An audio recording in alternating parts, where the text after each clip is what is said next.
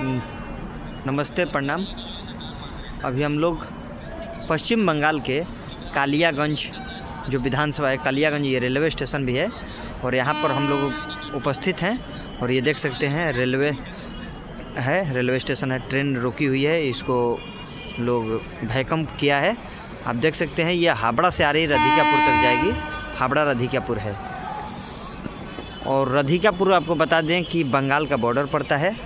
बस राधिकापुर स्टेशन से मात्र 5 मीटर दूरी के बाद उसके बाद जो लास्ट स्टॉपेज होता है वहाँ से बंगाल आपका शुरू हो जाता है। इसके बाद देख सकते हैं एक और ट्रेन आ रही है और इसका वैकम छूट चुका है, अब यहाँ से खुलेगी राधिकापुर हावड़ा। ये ट्रेन का नाम है राधिकापुर हावड़ा। और एक और भी ट्रेन यहाँ पर पहुँच रही है, कालियागंज विधानसभा है, कालियागंज रेलवे स्टेशन पे।